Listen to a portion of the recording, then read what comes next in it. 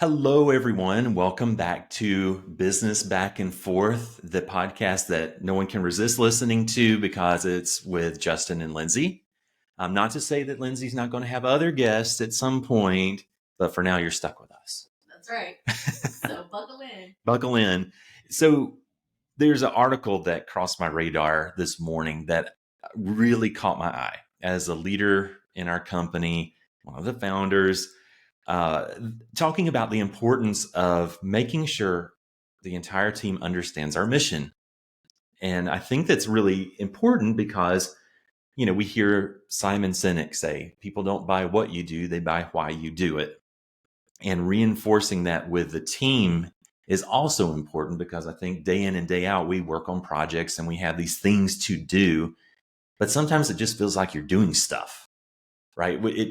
You wonder, why am I doing this? Besides the paycheck, why am I doing this? I feel like I'm just doing stuff. I mean, have you ever felt Absolutely. that way? All the time. I mean, it's that thing that I learned in business school that during my employee training class, I have to think about that all the time, even this many years later, of we're adults. We're going to question why, just like a child. Why are we doing this? That's right. And it just helps me take accountability and responsibility and a sense of pride in what I'm doing at that point.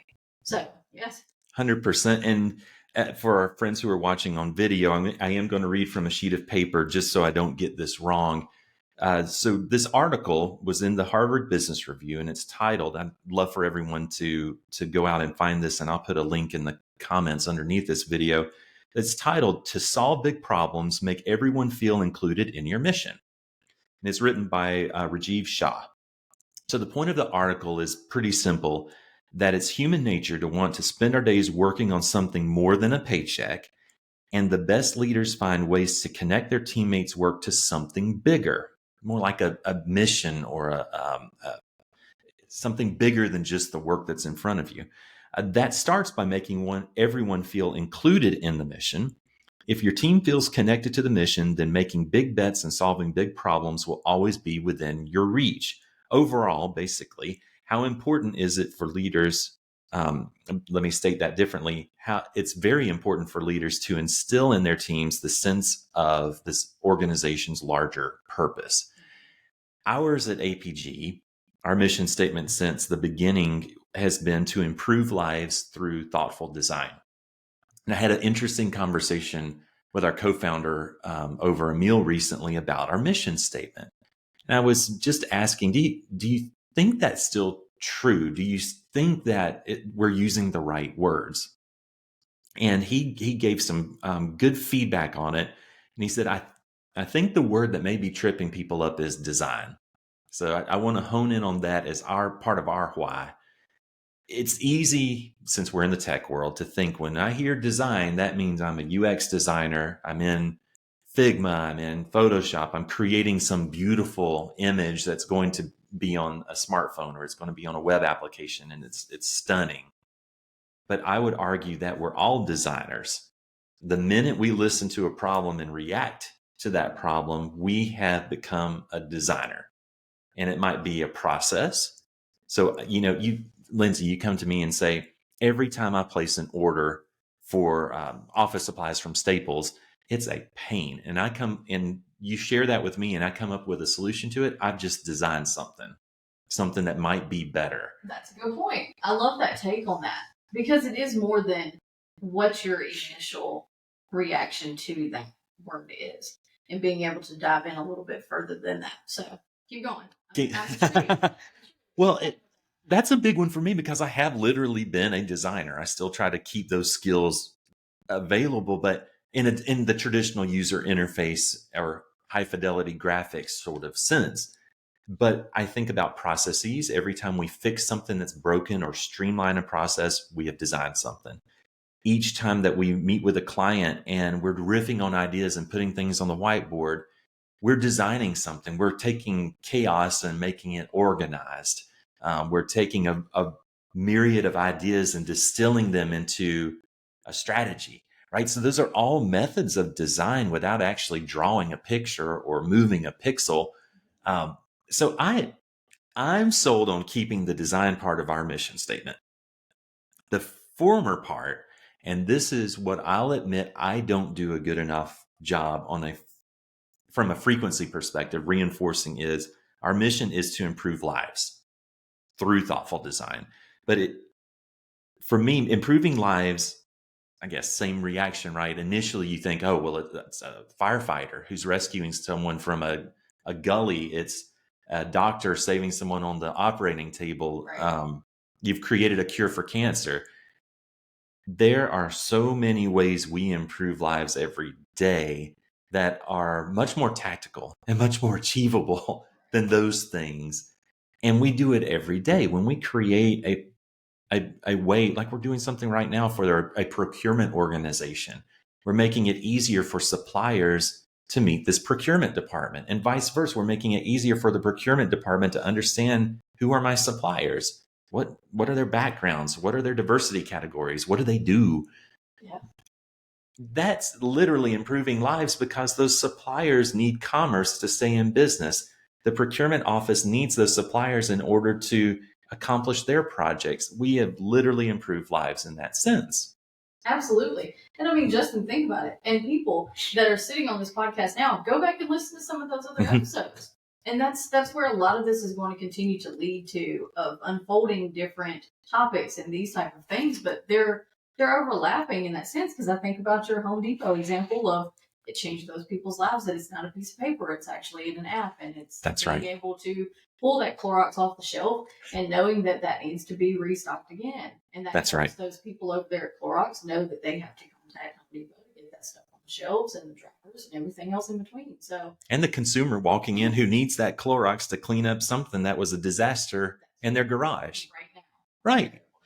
So that's that immediate results. And that's what I kind of take from that is that just because it's not on a massive scale, right, the traditional scale of helping people and designing things, it's still immediate results in a lot of ways, and it makes a difference, and it's tangible in a sense to me. It is. Because you can see the results mm-hmm. after you're going through it. But I loved your reference of just throwing things like spaghetti on the wall. So like we used to say all the time. That's right. Spaghetti on the wall, making something. And it's taking that into consideration as well, of really taking those designs and running with it. Mm-hmm. But it's improving people because you put yourself in their shoes. That's empathy. And that was another podcast. It was. Just being able to put yourself in other people's shoes when you're designing things and when you're creating things and all of that. It's not just our perspective and our knowledge and our experiences and all of that goes into it. It's so much more. It is. I think about the simple stuff, right?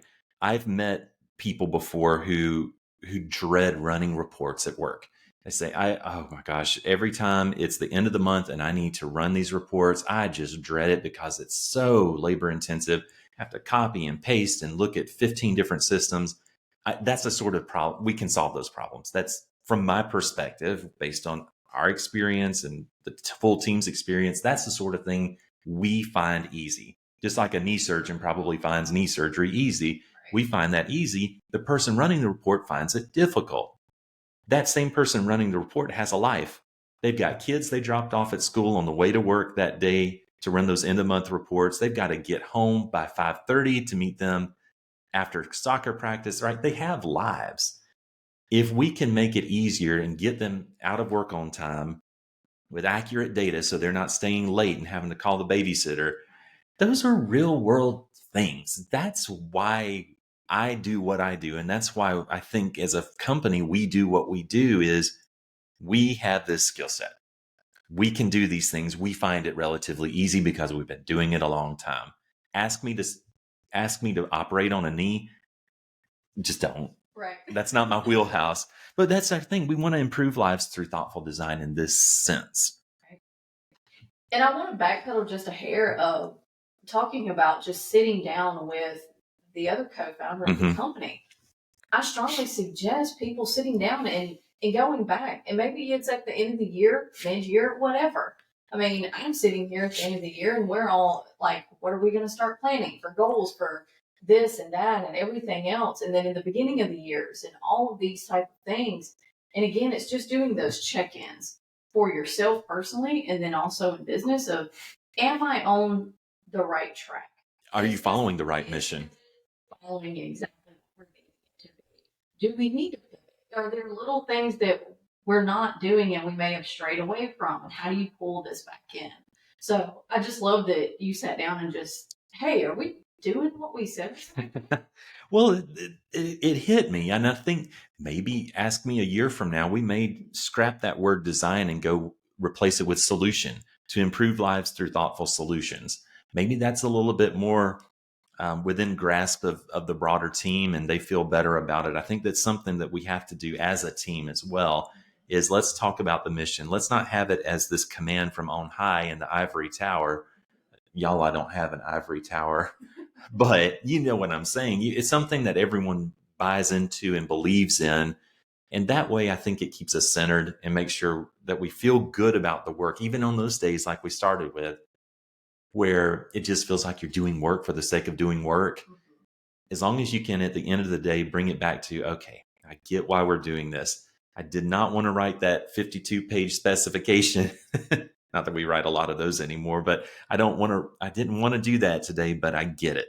We're doing this because it's about to help some people have a better day at work or have a better customer experience. And I think that helps people also answer some of those questions that they run into of, hey, my boss gave me this. We're working on this. I have to do this, but it's also, well, how would he want me to handle this? How does the company handle this? So that keeps that in the forefront as well as decision making. It does. It does. I think it helps. And I hope by way of this podcast, we've gotten some gears turning and thinking about, you have a company, you've written a mission statement, or maybe someone wrote it for you and it's on your website, on your About Us page. I guarantee it's out there. When was the last time you looked at it? And when was the last time you talked about it as a team? And maybe this podcast will spark someone to say, okay, I'm going to do that in my next team meeting. So hopefully it does. And if it does, write us an email, send us a note and let us know how it went. Yes, please do, because I would love to be able to read back through those and also just see other people's mission statements and that's true.